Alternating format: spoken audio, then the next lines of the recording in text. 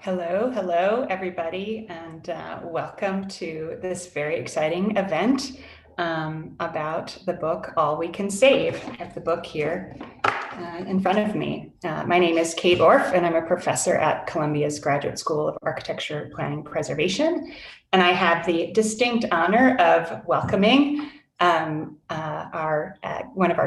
co-editor of this amazing book, Catherine Wilkinson, and some other contributors, fellow contributors, Kate Marvel, Janie Bavishi, to this event tonight. I'm really excited to just kind of have an informal sharing session, learn more about the event, and then sort of learn more about the book and kind of talk about the future of this amazing effort that has turned really into a project, the All We Can Save project. So I wanted to give a very brief introduction of our panelists and these co-authors, starting with the co-editor, Catherine Wilkinson, whose energy is astounding and always sort of inspiring. Catherine, it's been a pleasure to get to know you a little bit during this process. So here's her bio. Catherine Wilkinson is an author, strategist, and teacher working to heal the planet we call home. Her writings include The Drawdown Review, New York Times bestseller Drawdown, and Between God and Green. She holds, I thought very interestingly, a PhD in geography and environment from the University of Oxford, where she was a Rhodes Scholar, among other degrees. And so, Catherine, it's amazing to have you.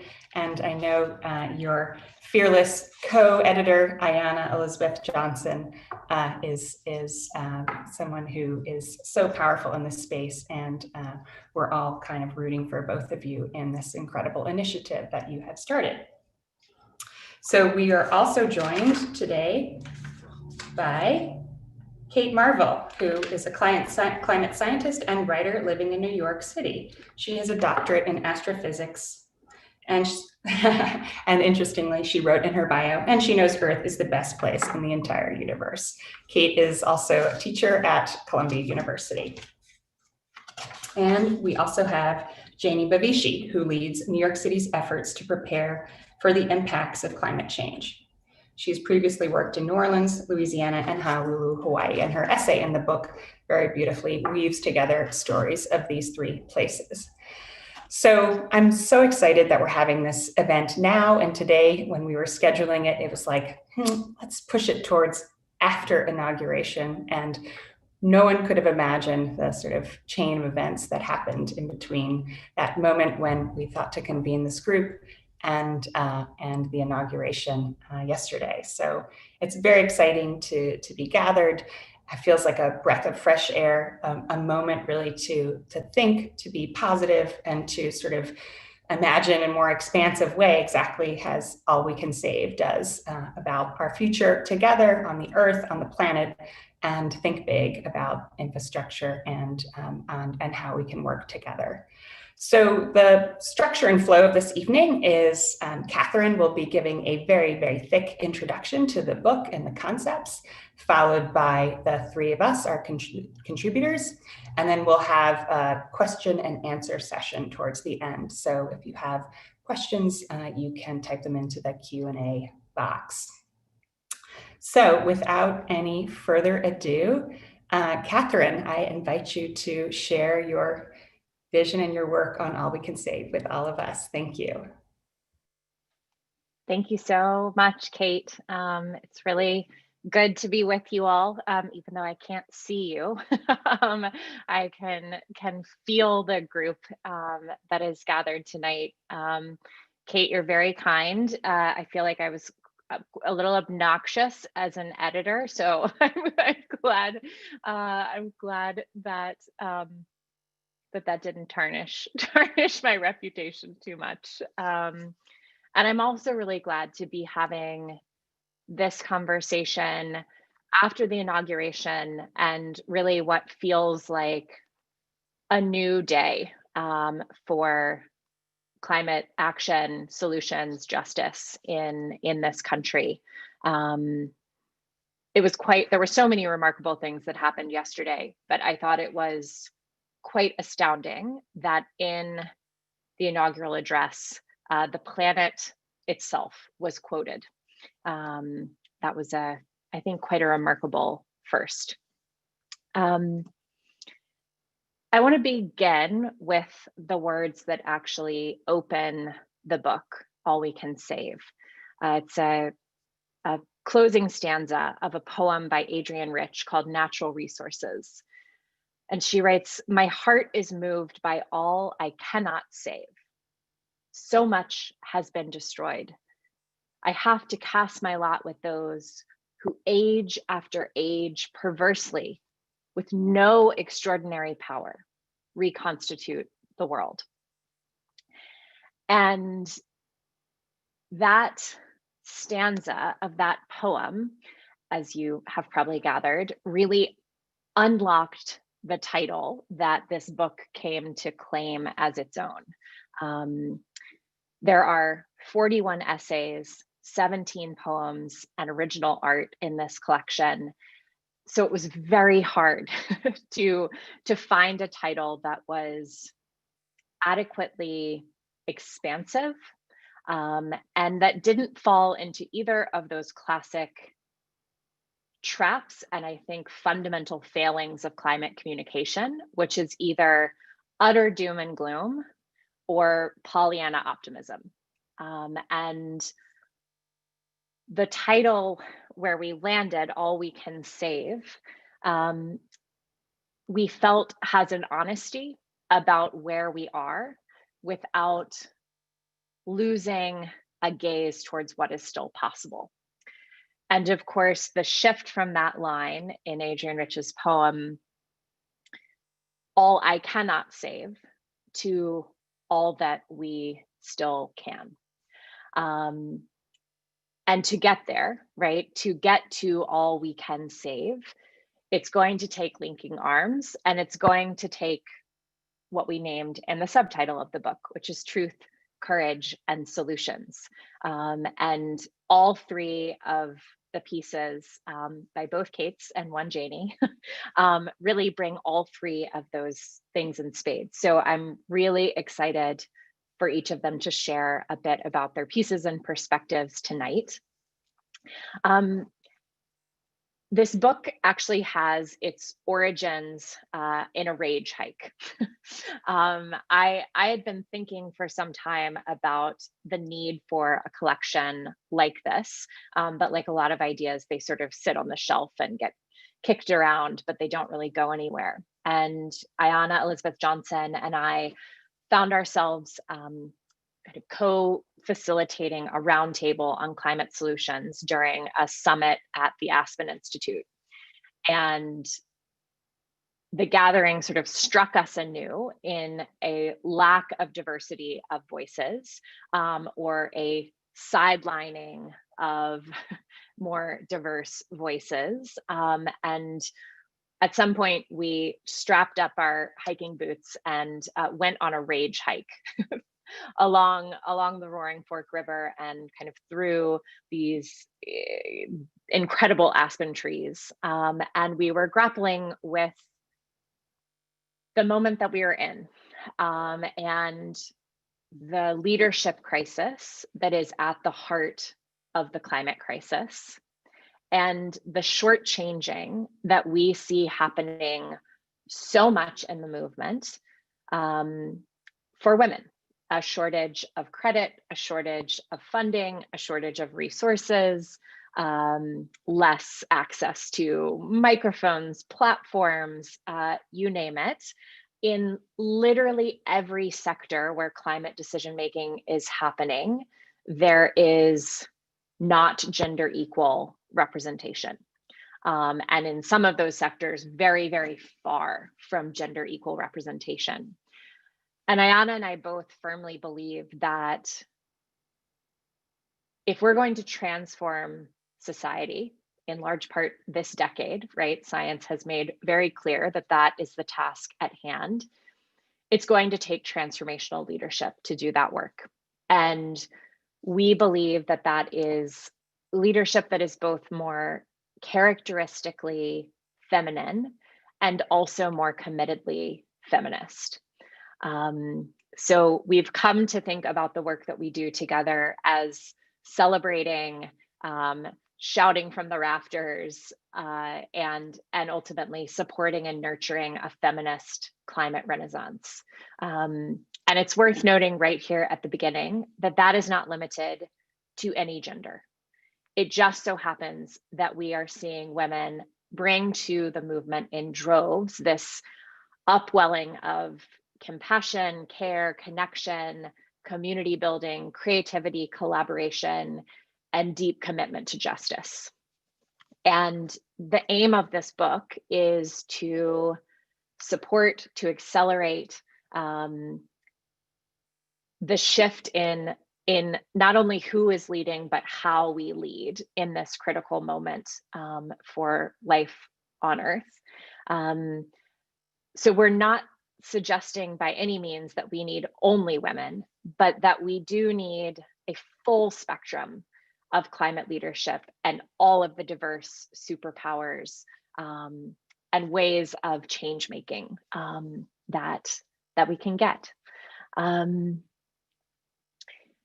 As we were working on the book, it became very clear that it wanted to be more than a book. So we have also launched kind of a sister nonprofit called the All We Can Save Project, which will aim to do a few things, to continue giving voice to climate feminist ideas, stories, and perspectives, which is exactly what this book has tried to do. We hope that we will be able to raise many millions of dollars and actually invest in the work of feminist climate leaders. We're hoping that we can also nurture kind of next gen or new gen feminist climate leaders, whether that is inviting climate folks into a more justice-centered and feminist perspective, whether it's inviting feminists into the climate space, and everything in between and beyond, and to build community. So not at all disconnected from some of what we're doing tonight.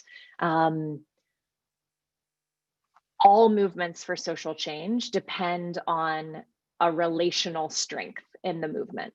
And historically, I think we've really underinvested in that in the climate movement. And it's something that we're really keen to shift from things like All We Can Save circles, which some of you may have already participated in, that started to unfold this fall and are expanding in really delightful ways. We're hoping that we can really help build community around this work, and the work that we need to do together, right? To strengthen the we in All We Can Save. I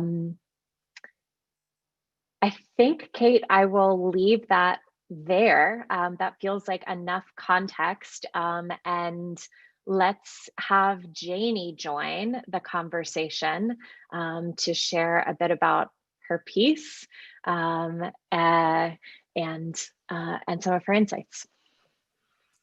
Thanks, Catherine. That was really a beautiful framing. And My pleasure. I am going to share my screen because I did put a few slides together to just help guide my remarks here. So 1 second.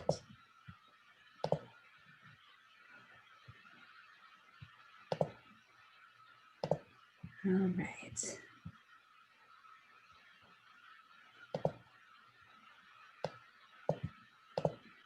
All right. So my essay in the book is called A Tale of Three Cities. And as Kate mentioned in my intro, I talk about my experience working on climate adaptation in New Orleans, Louisiana, Honolulu, Hawaii, and of course, New York, and weave together some themes about working on climate adaptation in each of these coastal cities. I wanted to start my presentation off by showing you some warming stripes. I imagine that this audience is pretty familiar with what these stripes represent. They chronologically represent temperatures.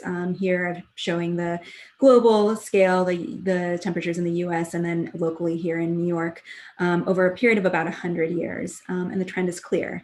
Our Earth is warming, and that has consequences for our society and our communities. And we've seen those consequences in action. These are some images from the extreme weather we saw over the last year. We had one of the most active hurricane seasons on record, Atlantic hurricane seasons on record, devastating wildfires in the West.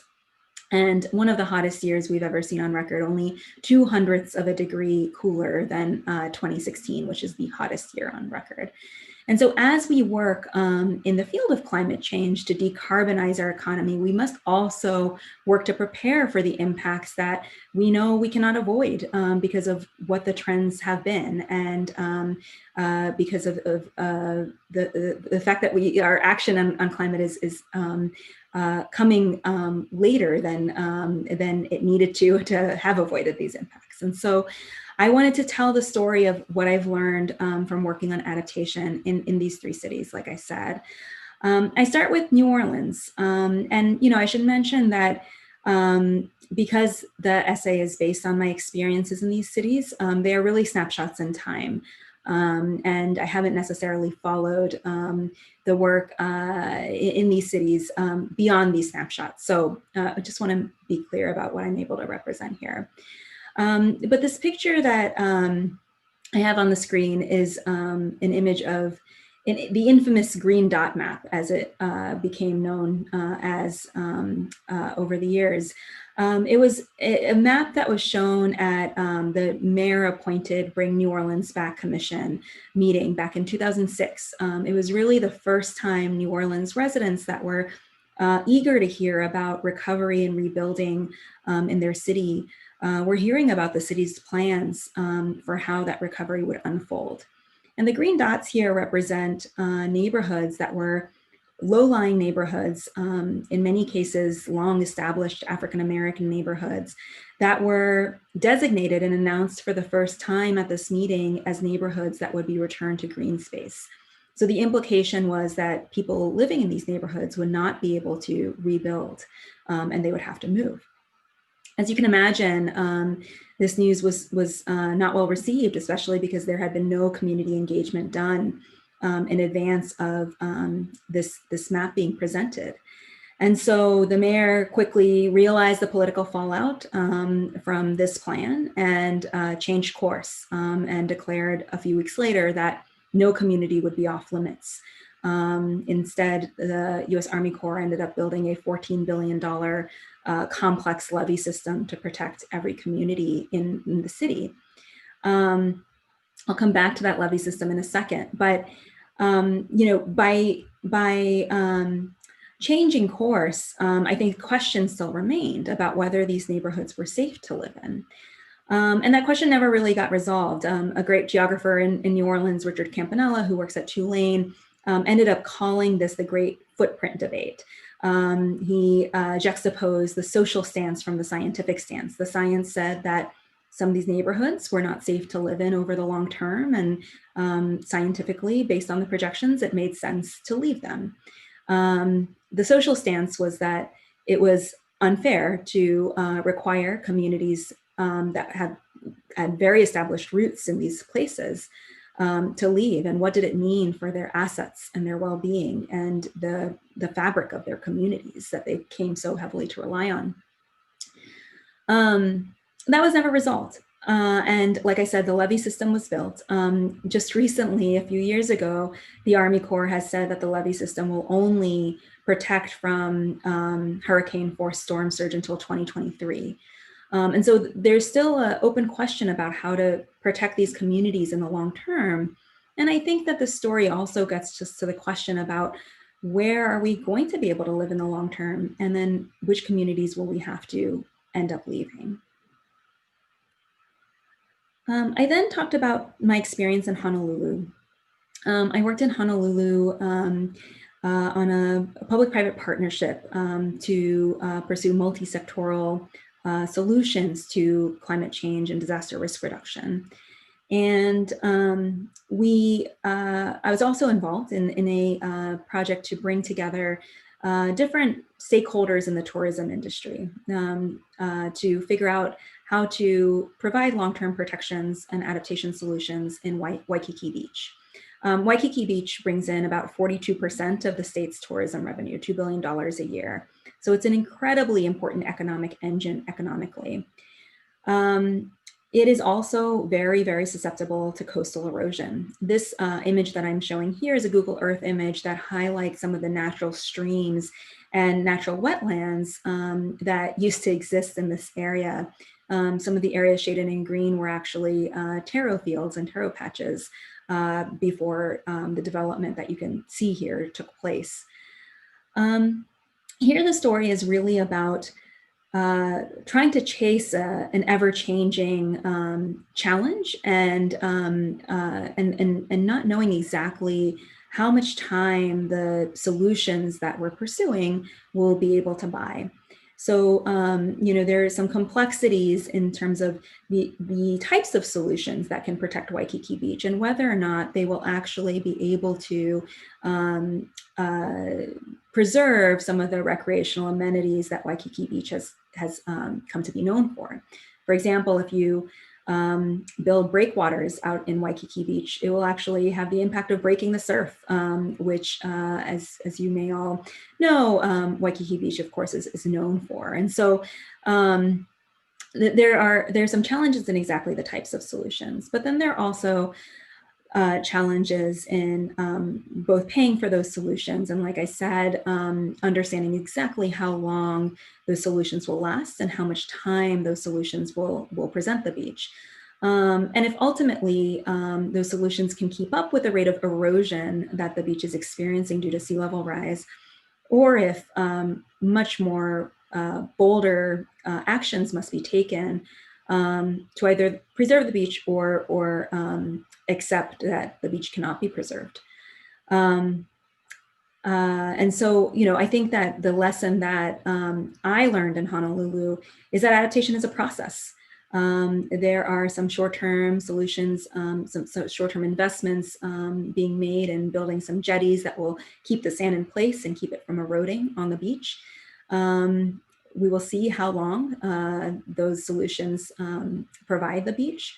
And then adaptation planners will continue to have to decide whether or not to make bigger and bolder investments to keep up with the rate of erosion, or like I said, move in a different direction. And then that brings me to New York, where I currently live and work. This is a rendering of the Eastside Coastal Resiliency Project. It's a project that will ultimately protect 110,000 residents, 28,000 of whom live in public housing in the Lower East Side of Manhattan. This is a community that was really devastated by Hurricane Sandy, and the city received some catalyst money, I would call it, from the federal government that ultimately seeded the Eastside Coastal Resiliency Project. Community engagement has been an incredibly important part of the story of this project. We sought out to build a project that was not just going to protect this community from future storm surge and sea level rise, but rather also create new amenities for this community.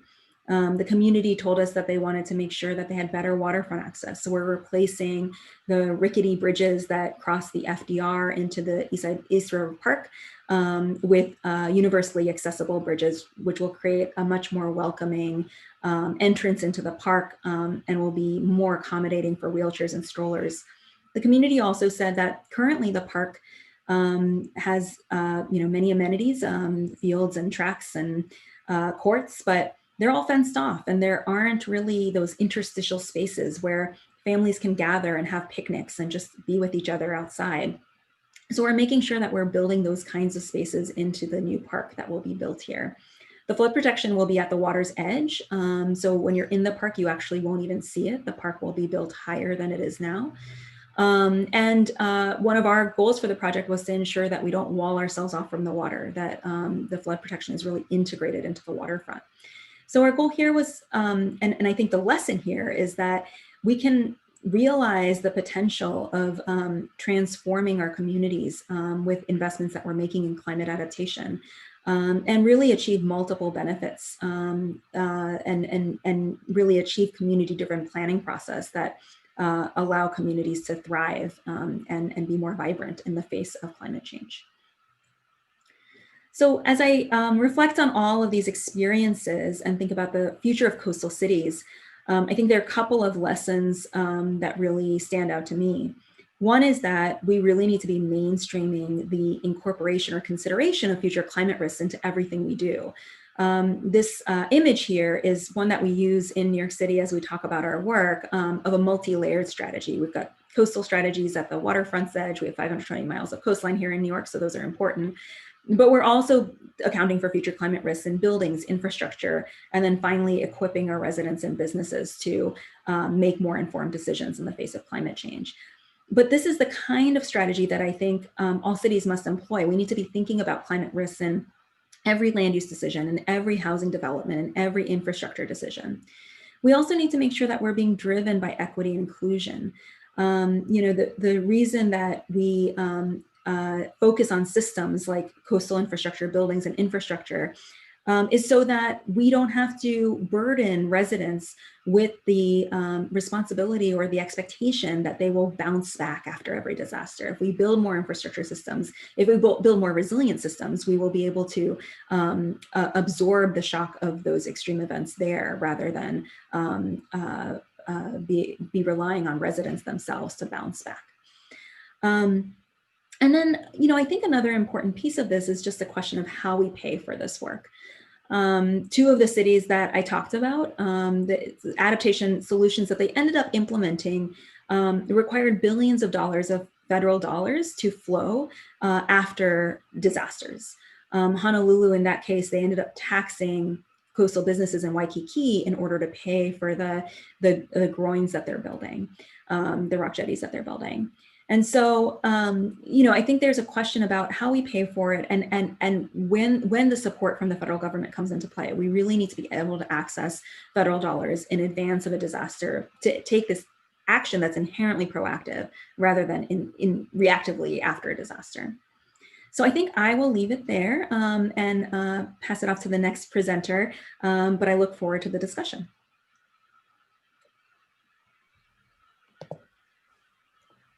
Thanks, Janie. The next Kate, I will be the next Kate up. I will say, oh good, Kate Markle, you're there too. Do you want to go next? Whichever, yeah, let me know. Okay, why don't you go? I'll go because I'll follow Janie and we were in the same section. So I'll, excellent. And then you can end on a bigger zoomed out note. So thanks, Janie. And I thought I would actually start with Catherine and Ayanna put together the book in these amazing sections. And they have a part in the introduction that captures each of these sections in a poem, what she called like light brushstrokes. And so the sections are root, advocate, reframe, reshape, persist, feel, nourish, and rise. But I thought as Janie was speaking to kind of read this mini poem that Catherine and Ayanna put together.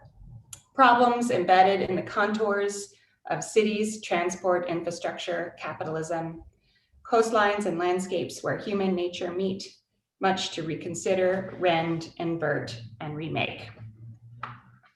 Great.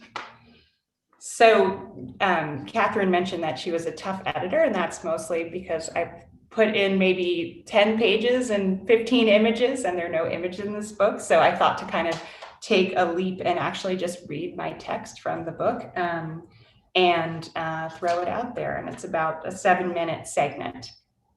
So bear with me. It's called Mending the Landscape, and it's part of the reshape section.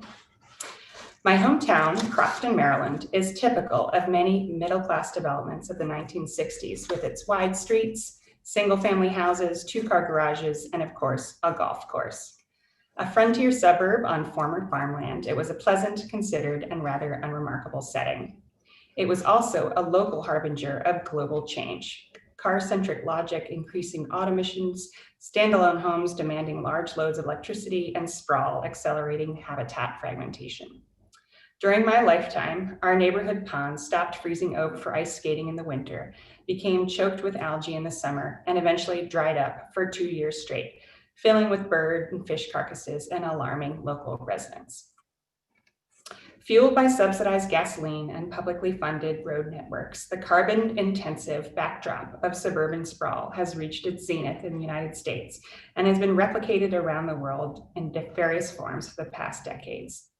While planners and landscape architects were busy laying out suburbia, the world's ecosystems were being degraded, polluted, and torn apart. Habitat fragmentation and toxic pollutants created the biodiversity crisis. Sprawling development, which discouraged community life, contributed to a social crisis, and exploding greenhouse gas emissions precipitated the climate crisis. These three interrelated crises will define the planning and design professions for the next century. To be a landscape architect today is to wake up each morning with sorrow and guilt, as well as a sense of mission. My goal as a design teacher and practicing landscape architect is to reimagine my profession as a form of collective gardening. At the same time that Frederick Law Olmsted and Calvert Vaux, two prominent early adopters of the term landscape architecture, made their iconic mark with Central Park in New York, the salt marshes of Jamaica Bay on its outskirts were being used as New York City's trash heap. Highways and bridges came much later. Shoreline gradients were concretized, islands were impounded into straight land masses for 2 airports, and sewage flowed freely for decades. The recent revitalization of Jamaica Bay shows how to mend and love landscapes moving forward. The bay was once thick with cordgrass and teeming with shellfish and flounder, but the shellfish population collapsed during the 20th century from overharvesting and raw sewage. And in recent decades, marshlands that once cushioned against extreme weather started to slough off into open water, succumbing to pollution and rising sea levels. By the 1990s, the landscape was literally drowning. Local activists, birders, fishermen, and conservationists band together to track and publicize the marsh's imminent disappearance and habitat loss for hundreds of species. Federal, state, and local action converged, at times prompted by, yes, lawsuits, in response to this landscape emergency. New York City and New York State acted to address pollution and improve water quality. The U.S. Army Corps of Engineers and the National Park Service embarked on an island building process that reused dredge spoils to replenish starved marshlands, spraying on layers of sediment. Local volunteers began planting cordgrass, critical to salt marsh ecosystems, and oyster gardening to reseed the shellfish and mussels that stabilize the sand that together hold cordgrass roots in place. I've learned 4 lessons from Jamaica Bay, now a beloved, living, and recovering landscape that can inform our collective gardening and landscape architects' climate action. 1, visualize the invisible. 2, foster ecosystems as infrastructure. 3, create participatory processes. And 4, scale it up. So I'm going to skip to the scale it up section. And in the interim, I have just examples of what I mean by those kind of 4 calls to action. So to conclude, scale it up. From individual oyster to functional reef to healthy baylands to vast blue thriving ocean, the idea of scale is embedded in living landscapes. There are multiple scales of human action too, from the gardening and garden at your doorstep to a restored forest at the edge of town, to regional watershed policy, to national legislation and beyond. We need all of these scales to mend the earth.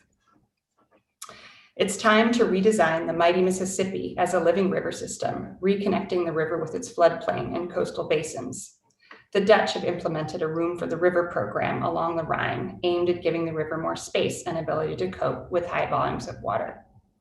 A future Mississippi River National Park could take a similar approach to reverse the U.S. Army Corps of Engineers' practice of concretization and control and its unintended consequences. Iowa pig farmers, Arkansas bird watchers, and Louisiana oystermen would all benefit from letting the river reconnect with its shoals in the upper watershed and from nourishing the Mississippi Delta with land building sediment. An aspirational project like this could knit the center of our country together and reclaim the river as a recreational linear park rather than a waste canal.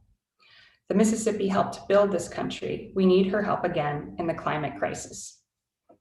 Our nation's coastlines also call for bold aspiration.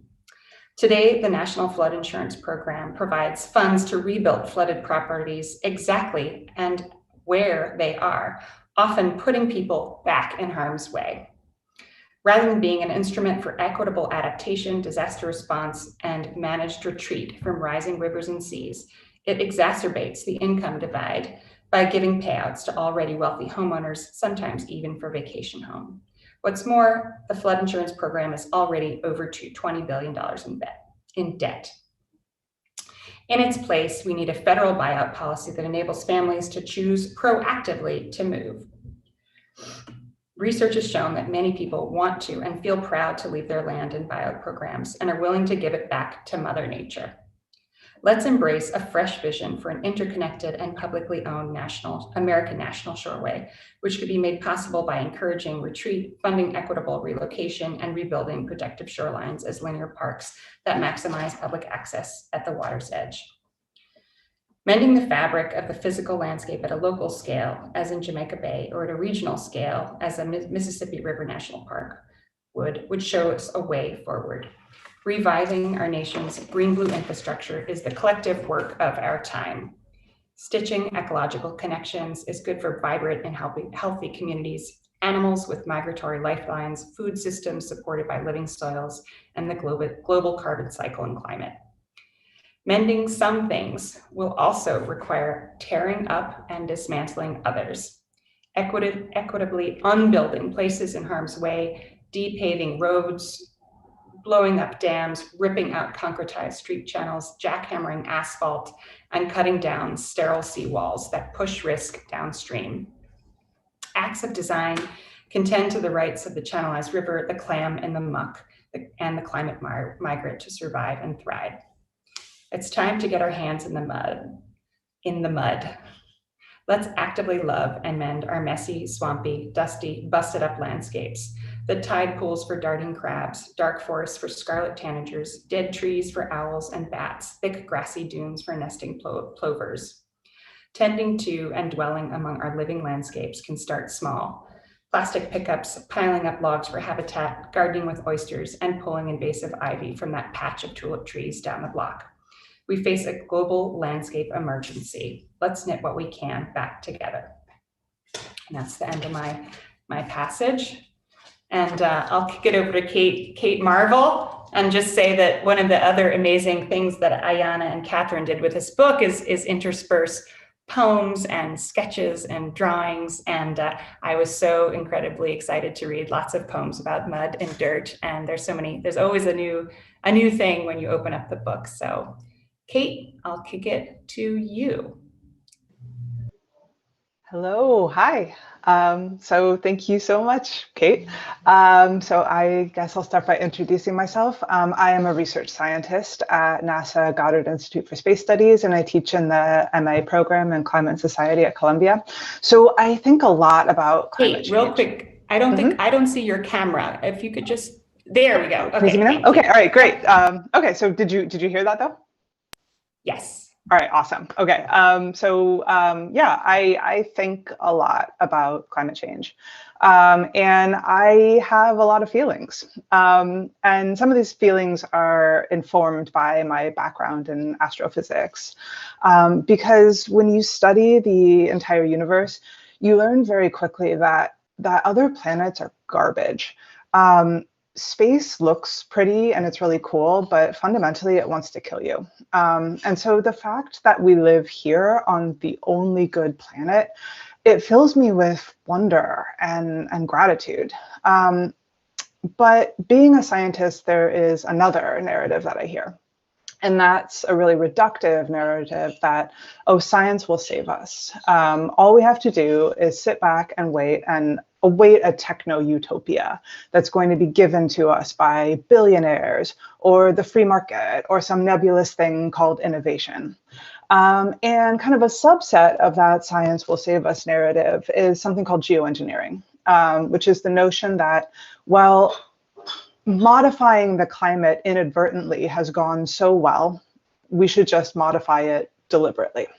And I was thinking about geoengineering, and it was making me sad and grumpy and afraid.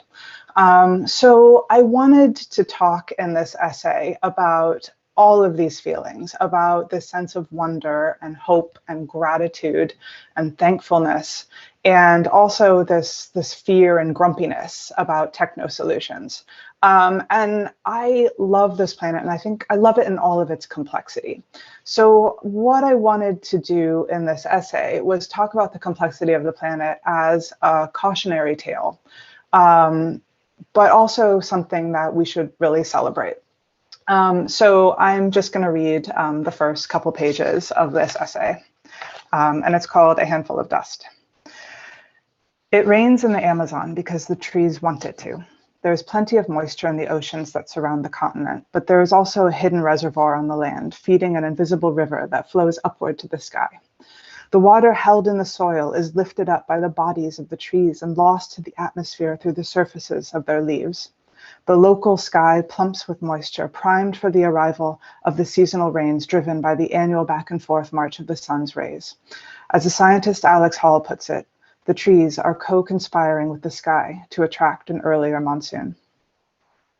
One night in the future, a jet takes off from an obscure equatorial airstrip deep in the Amazon. It is an ordinary Gulf Stream, an unassuming workhorse for the world's wealthy. Today, though, there are no passengers aboard. It carries only secrets. From the windows of the jet, the pilot cannot see the forest below, only a blue sky interrupted by a white patchwork, alternately thick and wispy, that hides every hint of green and brown. But it is those forests and the people who live in them and the people far afield who may breathe in oxygen they breathe out that the pilot is trying to save. The forests are dying, attacked on all sides by relentless demand for fossil fuels, beef, money. Humans start fires. As the temperature warms, every season becomes fire season.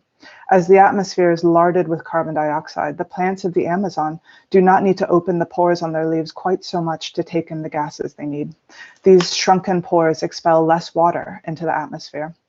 The trees are losing their ability to summon the monsoon, slowly becoming decoupled from the surrounding air, a forest dissolving into dust. Miles above the ground, the jet jettisons its cargo, mineral sunscreen, to be injected into the swirling air currents. The tiny particles will be smeared on the stratosphere, a protective aerosol shield that will block a little sunlight that would otherwise warm the planet. It is a Hail Mary, a desperate attempt to cool the planet by blocking the sun. They call it geoengineering, geo, the Greek for earth, engineer from the Middle English for contrive, deceive, put to torture. It is not a good idea, but it has happened before. It is still dark when the plane returns to the airstrip, but in the darkness, the lights of this jet and others returning from the same mission shine brightly. The next morning, the sun rises in a blaze of brilliant red. It is the most beautiful sunrise anyone can remember. It lasts only a few minutes before the rains come again. The year is 1816, and there will be no summer. In New England and Canada, brutal May frosts kill the crops. A housewife notes in her diary simply, weather backward. The Indian Ocean monsoon, usually triggered by warm summer temperatures, is delayed by months. When it finally comes to the subcontinent, the torrential rains drown croplands and the people who work them, leaving pools of stagnant, filthy water. Cholera spreads as far as Moscow. Harvests fail in Northern Europe, fraying societies battered by the Napoleonic Wars. Switzerland is racked by violence as desperate, starving mobs converge on the cities. What history most remembers from the carnage spreading across the Northern Hemisphere that year is the aftermath of a bad vacation. In a villa on Lake Geneva, a group of bored English tourists challenge one another to write ghost stories. It is cold. Nearly every day of June and July has been rainy. The gloom, dulled perhaps by heavy opium use and sexual tension, inspires Lord Byron and his doctor and frenemy, John William Polidori, to create the outlines of the vampire tale that would become Dracula. But it is the novel written by the teenage girl trapped inside with these insufferable men that will become most known to posterity. The soggy, relentless weather gave birth to Mary Shelley's Frankenstein and his tragic, violent, misunderstood monster. Is it any wonder that we scientists, tarred for eternity by this portrayal of hubris and vanity, are curious to understand the circumstances under which it came about? The culprit, suppressor of summer, bringer of rain, Gothic muse, is to be found on Sumbawa, one of the Lesser Sunda Islands, in what was then the Dutch East Indies and is now Indonesia, on the Snagar Peninsula, among cashew plantations and a few scattered small villages. You can see the remains of what was once a perfectly formed volcanic cone. In April of 1815, Mount Tambora erupted, blasting gas and dust high into the stratosphere and directly killing over 10,000 islanders. It was by far the most destructive explosion in human history. Few Europeans would have known of the eruption. Information traveled slowly in those early industrial times, and the news of an obscure volcano blowing up in an out-of-the-way colony would not have been of general interest. But the violence of the event and its tropical location meant that its ejecta were very effectively injected into the upper atmosphere. From there, stratospheric winds took over, dispersing the fog of volcanic gas and dust to far-off skies. Frankenstein was a scientist. The monster was nameless. It never existed, except as a metaphor for curiosity turned to hubris and then tragedy. The future, with its sunscreen smearing jets and its desperate attempts to cool the planet, is presumably imaginary, for now. But today, from the safety of our climate-controlled offices, scientists can set off multiple tamboras. A few lines of code, and the volcano is doubled in size or moved halfway around the world. We can make it explode millions of years ago or in the next decade. We've built toy planets, climate models that live on supercomputers, and we can manipulate them like malevolent gods. We can run experiments on the entire Earth and repeat them over and over until we've learned something. By setting off volcanoes in these models, we now know the conditions under which they can cool the planet and what happens after they do. And we've learned another thing. Tambora was not unique. Plot the average temperature of the globe, and the graph's rising line will be punctuated by the occasional sharp downward spike. Krakatoa in 1883, then the 20th century eruptions of Santa Maria, Agong, El Chichon, and finally Pinatubo in 1991. 5 explosions since Tambora, powerful enough to spray gas and dust far up into the stratosphere. The sun-blocking effects were powerful. Pinatubo cooled the planet by an entire degree, but short-lived. Eventually, the atmosphere cleansed itself, and the protective shield of tiny particles disintegrated and fell to Earth. Imagine, though, if volcanoes exploded like clockwork, one every few years, spewing a regular injection of gas and dust high into the stratosphere. Imagine controlled explosions that require no mountain, no cinder cone, no flow of lava onto farmlands below. Imagine, in short, if we were the volcano. So I'll stop there, and you'll have to read the rest of the essay to see whether I think that's a good idea. Thank you so much. I'd like to invite Catherine and Janie to join the conversation now. Thank you. I was reading along too, so it was extra special to hear your voice kind of echoing through, Kate. I was going to start us off with maybe 1 or 2 questions, and I know there's a bunch of questions already in the Q&A kind of section, but one of the things I wanted to just talk about, because we're here, at least in the auspices, in the virtual space, but at Columbia University. And, you know, I was wondering if maybe you could reflect on, I mean, this book as a sort of a teaching tool, or it has so many sort of generational lessons embedded in it. I know I'm teaching a seminar looking at this book, reading this book in different forms. Columbia in itself is starting a climate school, and I think still working through what that means. And I think, you know, Kate, I know you're involved in that in some way. So I guess I would love to hear a little bit more from reflections from you all about like what does this mean now in terms of our next generation, in terms of teaching, and it's hearing you speak, Kate, you know, you're not referring to, you know, graphs and charts. We used to be pointing at, you know, carbon dioxide charts, and all of a sudden this book comes out and takes a completely different approach that is more holistic and sort of dwells within the sort of mind and the soul. So could you talk a little bit about that notion of how you see it working in an educational space or lessons to learn here? Kate, Catherine, maybe you can take that one first. Yeah, happy to jump in. actually had the very unexpected and delightful opportunity to teach the book in an undergraduate seminar in the fall. So I guess probably the first course that got to use All We Can Save, because it didn't come out until late September, but I had access to the book. I taught it actually technically in a religious studies department. So the course was called The Call of Climate. These were mostly not environmental studies majors or, you know, environmental arts and humanities folks. There were some of those, but there was a very last minute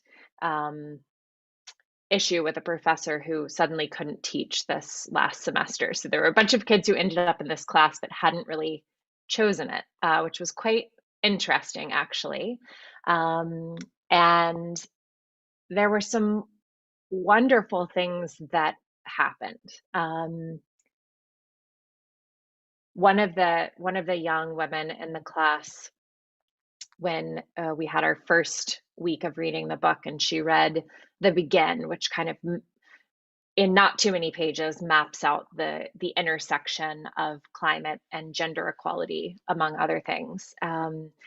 And she said, while I was reading the begin of the book, I was shaking because I felt so empowered.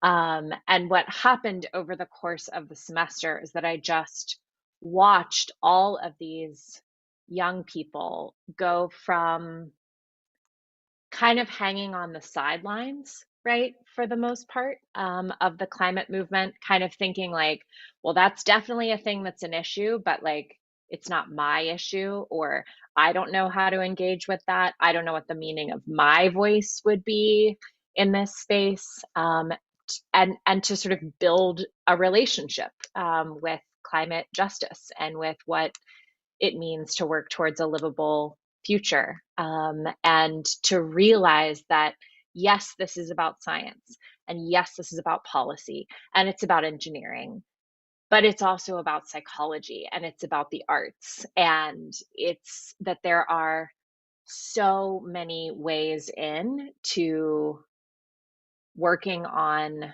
climate in some way or another, and that literally whatever your superpowers are, we need them. Right, we need all of them in the movement, and so I'm particularly excited about this book being not just a tool for kind of topical learning and engagement, but there's also kind of a vocational exploration piece of the book, because you all and other contributors share parts of your stories, right? And the journeys that you've been on, and in some cases, the dead ends that have been taken, right? There's kind of an intimacy about the work that you don't often get in climate content. So I'm really excited for it to be hopefully picked up in all sorts of disciplines, because I think there is relevance and resonance in virtually every one of them, but also that it may create these openings, right, and create opportunities for imagination, that hopefully welcome people in, to the movement that we're trying to build. Yeah. Kate Marvel, did you want to talk? I mean, I guess it might be interesting to hear you reflect a little bit on, I believe you teach in climate and society. That's correct. Any reflections there on how this kind of book or philosophy kind of impacts how you teach? Or So I know that Catherine and Ayana share this opinion that the divide between what is art and what is science is very silly. And we spend so much time and effort sorting people into categories. You are a technical person, you are a social science person, you are an arts person. And those categories are really, really arbitrary. And so, you know, what I take from this is that really it's important to break down those barriers. But also, I think it's incumbent on us as kind of more senior people to try to shape the world that our students are going to graduate into. I see in the wider world, there is an incredible hunger for scientists who can communicate, people who can take the science and help other people use it or tell stories with it. And there's so many students who want to do that. So there's a huge supply and there's a huge demand, and somehow there's a mismatch between those. And I would like to do more to try to get rid of that bottleneck. I also see that every day. I mean, it's interesting, you know, you mentioned like we're shaping the world that we're, you know, making this bridge with our students and telling the story. And Janie, in your piece, I was really struck by your personal story too, because I think, you know, you're an amazing example of somebody who's, I don't want to say job description, but didn't exist, you know, maybe even 10 years ago. The fact that you're sort of, you know, leading at a city scale adaptation, community engagement.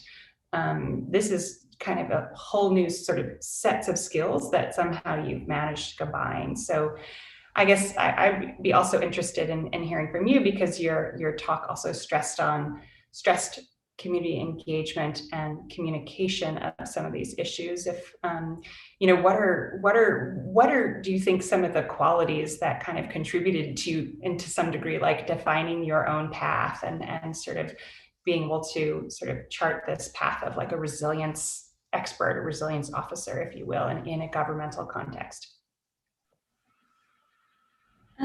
Yeah, that's a great question. You know, I think I was drawn to the field of resilience before we even really called it that. And I think what drew me to it was the fact that it was so incredibly interdisciplinary. So, you know, I felt like we policymaking spaces were often siloed between, you know, social policy, economic policy, and environmental policy. And often the most impactful solutions really existed in the intersection of all three.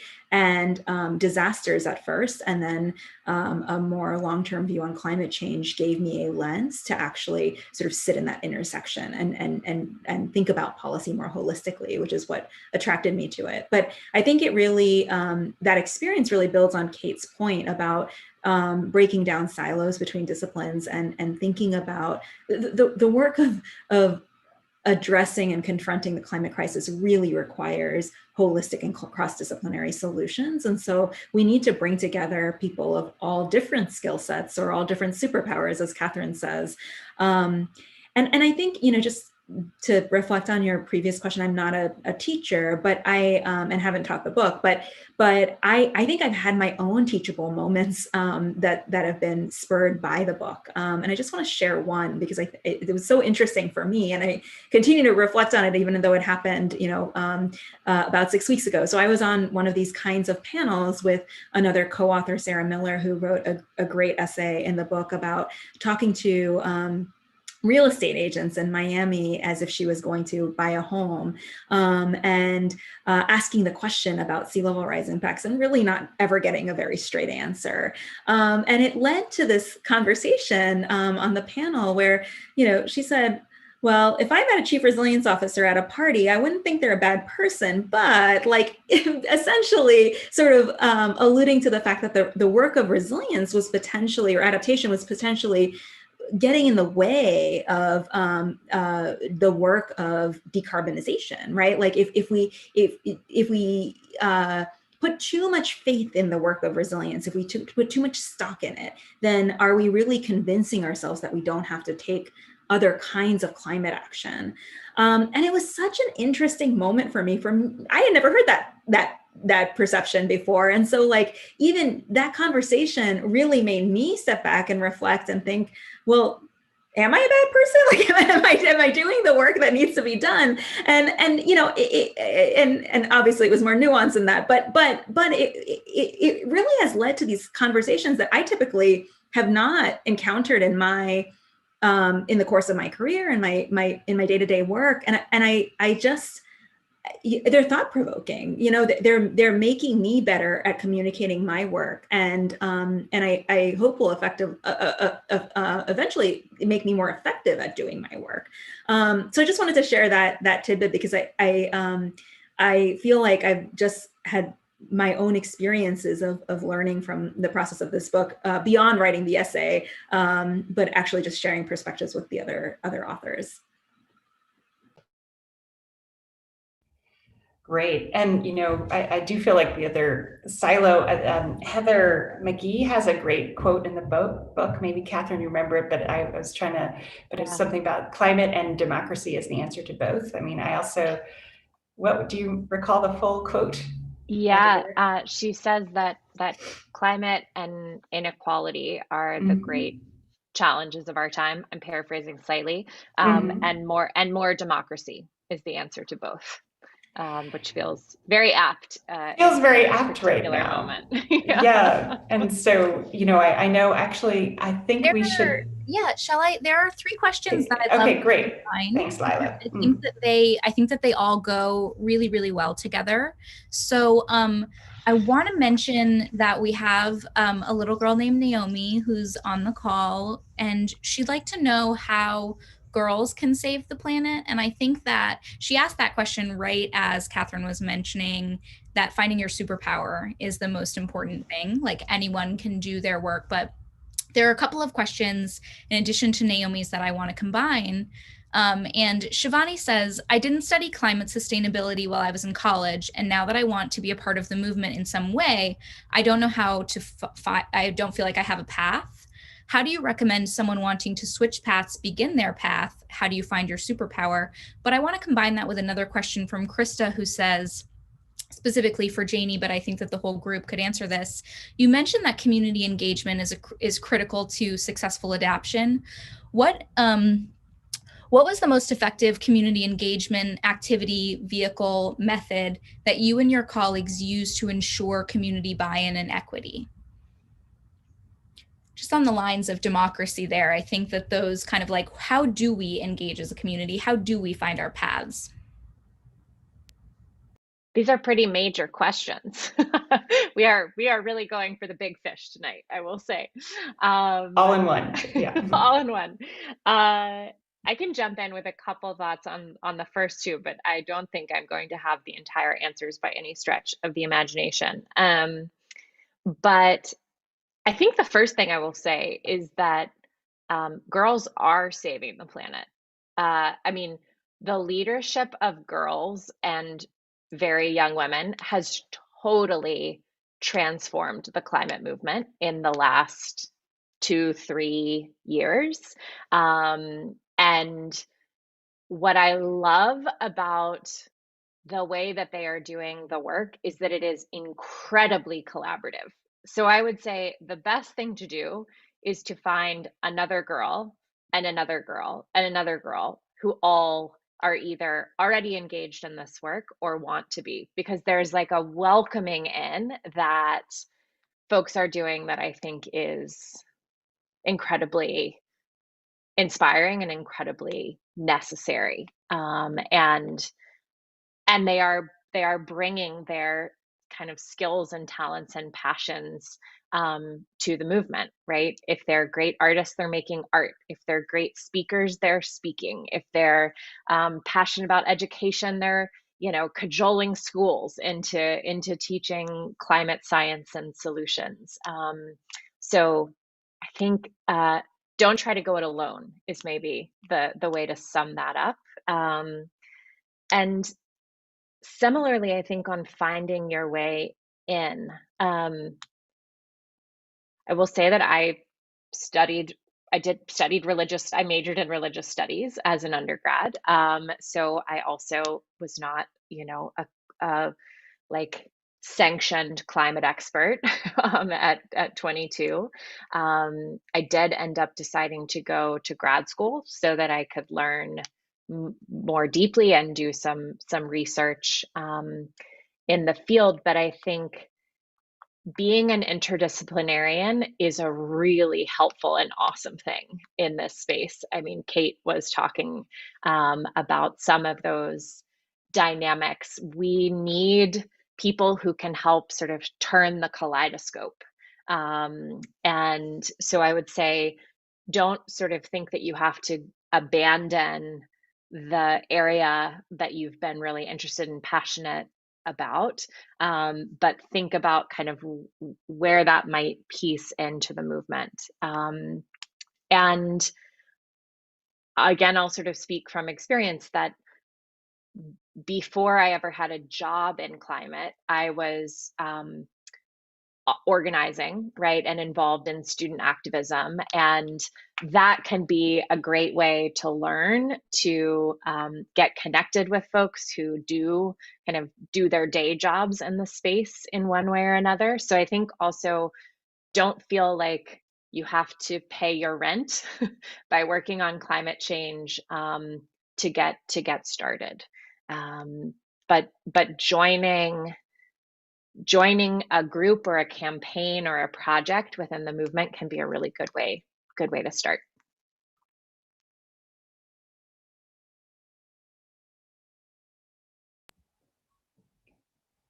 Janie, do you want to jump in at all on that last one? I think we're actually going to try to close at 7:45, so maybe we could make a sort of a final thought, hoping to wrap in some of that last question.